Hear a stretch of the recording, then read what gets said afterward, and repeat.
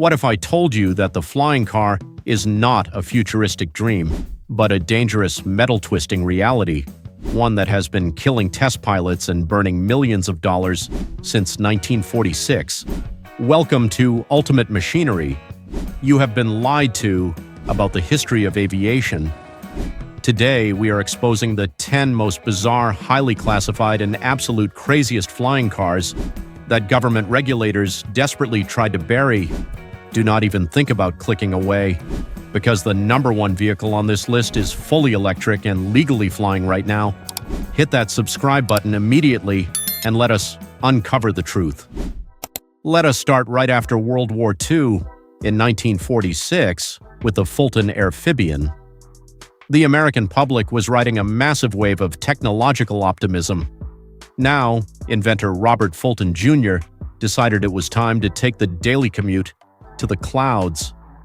He was a serious engineer, one who built a machine looking exactly like a post-war coupe, glued to a Piper Cub airplane, the sheer ambition to build a vehicle transitioning from a highway cruiser to a sky conqueror in mere minutes was absolutely mind-blowing for that golden era. Underneath its shiny aluminum skin, the Airfibian was powered by a naturally aspirated 150 horsepower, 6-cylinder air-cooled engine.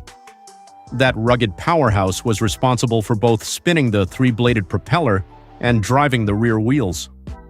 Fulton engineered a remarkable independent suspension system to handle the brutal heavy impacts of rough airstrip landings while still providing a comfortable ride on the pavement.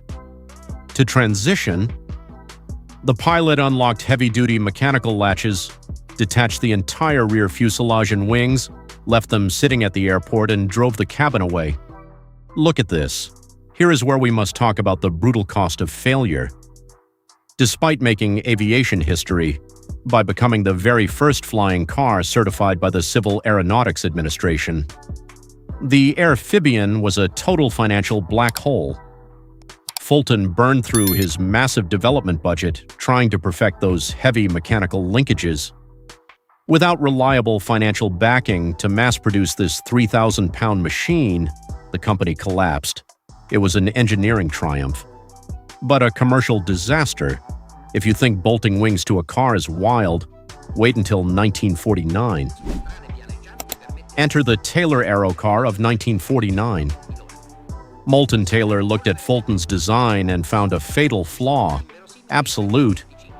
If you leave your wings at the airport, what happens if you drive to a different town and want to fly home? His solution was absolute engineering genius.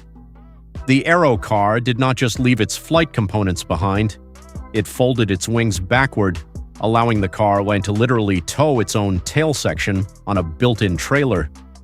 Visually, the cabin was no bigger than a standard 1949 Ford coupe. The beating heart of the Aerocar was a 143 horsepower Lycoming 0320 engine. Lycoming is legendary in the aviation world for bulletproof reliability, and Taylor smartly mounted it over the rear wheels. He designed a highly sophisticated transmission, routing power to the front-wheel drive system for the road, or engaging a long drive shaft running to a pusher propeller at the extreme rear. Imagine the sheer mechanical complexity of aligning a spinning drive shaft perfectly every single time you reattach that massive tail section to the car. Pop culture absolutely loved it. It was heavily featured in magazines, television shows, and even captured the attention of Hollywood elites, yet only 6 were ever fully built. The heavy mechanisms required to make it street legal made it a sluggish 2,100-pound car and a severely underpowered airplane cruising at barely 100 miles per hour. At nearly $25,000, the equivalent of buying a fleet of brand-new Cadillacs, it was simply too expensive. But hey, our next machine looks like a lawnmower designed by absolute madmen. Fast forward to 1954, and we get the Lackner HZ-1 Aerocycle. Forget folding wings, and completely forget enclosed cabins. The United States Army desperately wanted a personal reconnaissance vehicle, that any standard foot soldier could learn to fly in 20 short minutes. What the Lackner actually delivered was a terrifying personal hover platform. It quickly earned the horrific nickname of the meat grinder. I want you to ask yourself, would you willingly strap yourself to a tiny metal platform hovering above two massive razor-sharp spinning blades? To get this aluminum death trap off the ground, the Lackner utilized a Mercury Marine 43 horsepower outboard boat motor. Yes, they used a boat motor. It aggressively drove two 15-foot counter-rotating helicopter blades located directly beneath the pilot's boots. Because the blades spun in opposite directions, the torque canceled out, eliminating the need for a tail rotor. Steering? There was absolutely no steering wheel at all. The pilot literally had to use their body weight, leaning over those spinning blades like a suicidal surfer to change direction in the air. The overall pilot experience was pure, unfiltered nightmare fuel. Test pilots reported violent shaking, deafening noise, and the constant terrifying realization that one slip meant instantly losing a leg. The Army quickly realized putting untrained infantrymen on top of flying food processors weighing over 200 pounds was a terrible and disastrous idea. After a couple of catastrophic crashes, where the counter-rotating blades flexed and violently smashed into each other, the project was completely abandoned. The military decided they wanted something safer, perhaps something looking like a flying saucer. Welcome to 1959, the absolute peak of the Cold War, and the birthplace of the Avro Canada VZ9 Avrocar. The U.S. military enthusiastically threw millions of dollars at Canadian engineers to build a legitimate supersonic flying saucer. They desperately wanted a vertical takeoff and landing tactical fighter, one that could hug the ground below enemy radar or shoot up into the stratosphere at high speeds. What they actually got was a spectacularly expensive aluminum-skinned UFO, one that severely struggled to clear a simple wooden picket fence. The internal mechanics behind the Avrocar were staggeringly complex and extremely loud. It housed three Continental J69 turbojet engines, exactly the same screaming power plants used in early military trainer jets. These massive jets did not provide forward thrust. Instead, they blasted exhaust inward to spin a massive central fan. This violently forced air over the curved outer edges of the heavy saucer, utilizing the Coanda effect to create a cushion of lift. You can practically hear it, the deafening, earth-shattering roar of three jets trying to lift 5,000 pounds. However, here is the gritty, harsh reality of the Avrocar. It was an absolute aerodynamic disaster in the air. While it looked incredibly futuristic, it flew like a drunken hovercraft. The exact moment it got more than 3 feet off the ground, the aerodynamic cushion completely broke down, causing the machine to pitch and violently buck out of control. The military poured over $10 million into this failed project before finally canceling it in 1961. Speaking of failing hovercrafts, let us talk about one meant for your driveway. In 1960, Curtiss Wright, a massive titan of the American aviation industry, boldly decided that wings and rotors were completely outdated. They officially introduced the Model 2500 Aircar. The core concept was remarkably simple. If we cannot make a car fly high, let us make a vehicle that glides just above the surface. It was a ground effect vehicle meant for the general public, specifically designed to hover gracefully over roads, deep water, and muddy swamps without its chassis ever physically touching the harsh ground below. But graceful is the absolute last word you would use to describe its aggressive mechanical setup. To lift this massive boat-like chassis weighing almost 3,000 pounds, Curtiss Wright forcefully crammed two 180 horsepower aircraft engines under the hood. Imagine the deafening, bone-rattling roar of 360 combined horsepower echoing through a quiet suburban neighborhood, just so you could float down to the grocery store at 30 miles per hour. It used heavy exterior louvers to direct the massive thrust for precise steering. The Aerocar was a spectacular failure, monumental in daily practicality. It was obnoxiously loud, aggressively kicked up massive clouds of dust, dirt, and dangerous debris wherever it went, and it had a terrible fuel economy, measured in gallons per minute, not miles per gallon. The general public absolutely hated the noise. The government had no idea how to legally license a heavy car without wheels, and the project was quietly scrapped. But wait until we cross the Atlantic to see what the Germans were building in 1965. If you thought the American hover car was the peak of weirdness, wait until we cross the Atlantic to see what West Germany was doing in 1965. Meet the Wagner Aerocar. At first glance, it looked like someone took a futuristic bubble-shaped commuter car, highly similar to the microcars popular in Europe at the time, and violently merged it with a helicopter. Designer Alfred Wagner absolutely did not care about folding wings or runways. He wanted true vertical takeoff and landing, and miraculously, he actually made it work. The engineering inside this bizarre bubble was surprisingly robust. Wagner equipped the Aerocar with a Franklin six-cylinder aircraft engine, pushing out a very respectable 260 horsepower, instead of a single massive rotor and a tail rotor to prevent the car from spinning in circles. Wagner utilized a coaxial counter-rotating rotor system. This meant two sets of blades stacked directly on top of each other, spinning in opposite directions to cancel out the dangerous torque. It was a brilliantly complex piece of mechanical problem-solving for the era. In 1965, the Wagner Aerocar successfully completed its maiden tethered flight and later flew freely, proving the mechanical concept was completely sound. But here is the tragic reality of aviation innovation: engineering success absolutely does not equal commercial survival.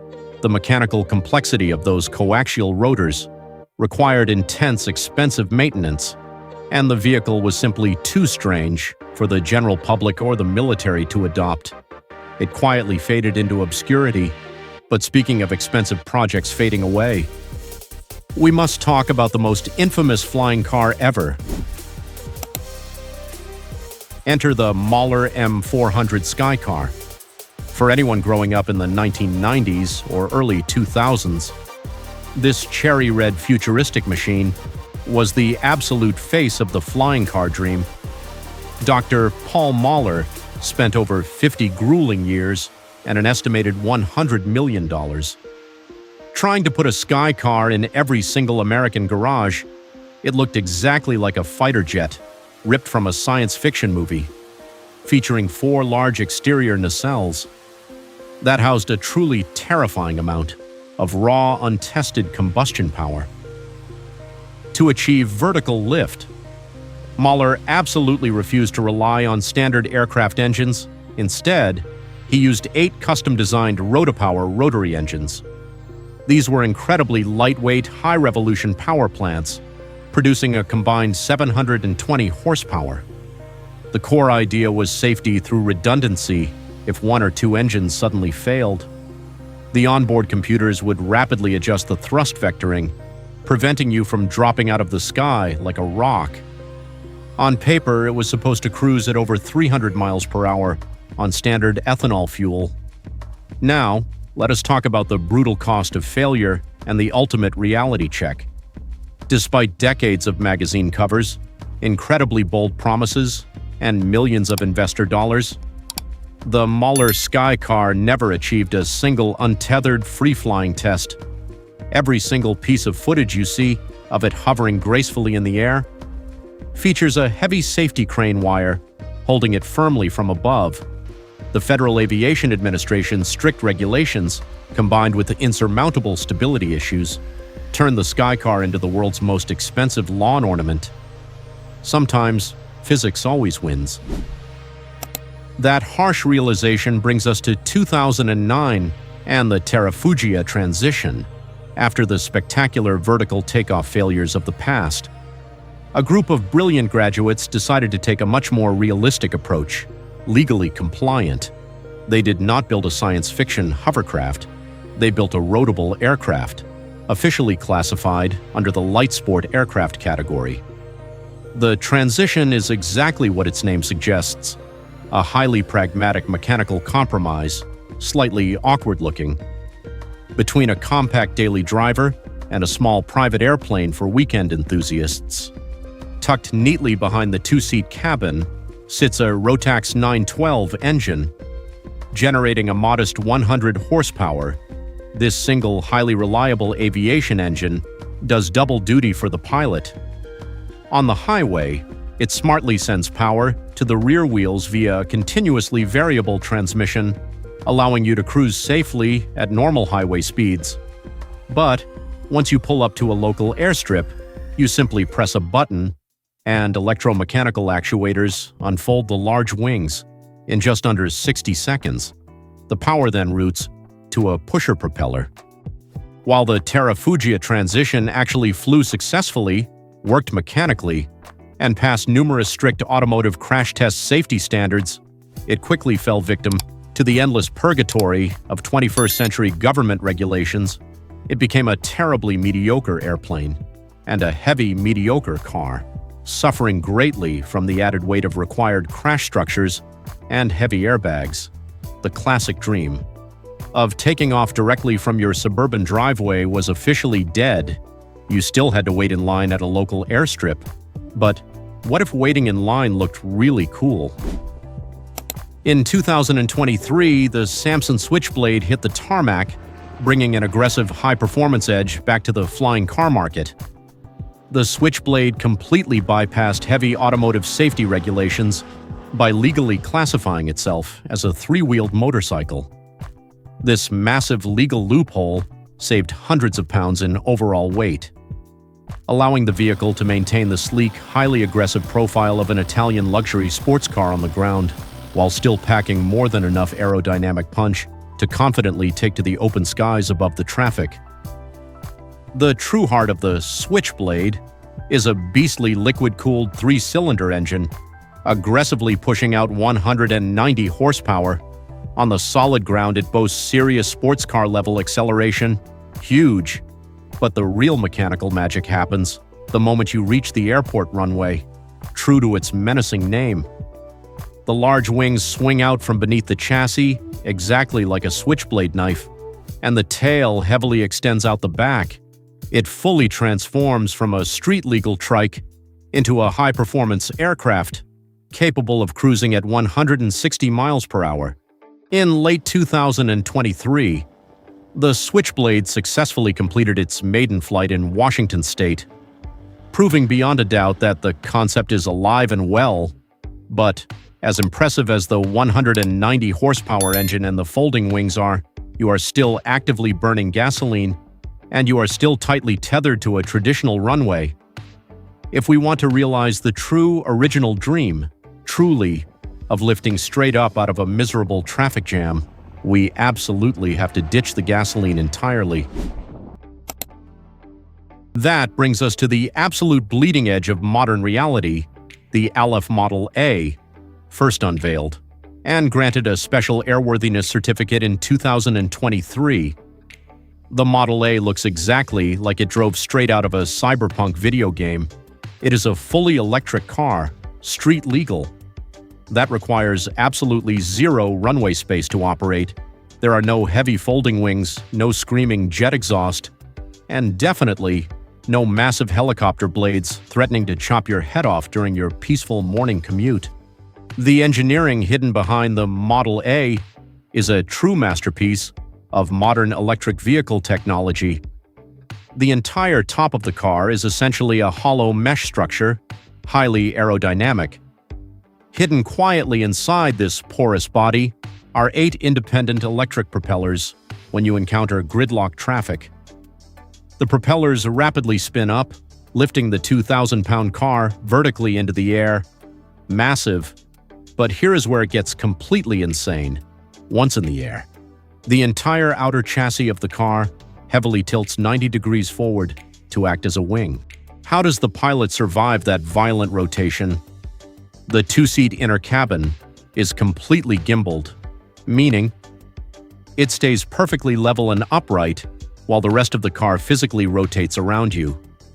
It has an estimated driving range of 200 miles and a flight range of 110 miles. The Alef Model A is the ultimate bridge between the nostalgic, impossible dreams of 1946 and the electric vertical takeoff reality of the future. Human ingenuity absolutely refuses to let the flying car dream die. So, from the bolt-on wings of the Fulton Airfibian to the gimbaled electric mesh of the Alef Model A, which of these insane machines would you actually dare to pilot? Let me know your top pick down in the comments below. If you love digging into the raw mechanics and wild history of the world's most incredible machines, make sure you aggressively smash that subscribe button. Thanks for watching Ultimate Machinery, and we will definitely see you in the next one.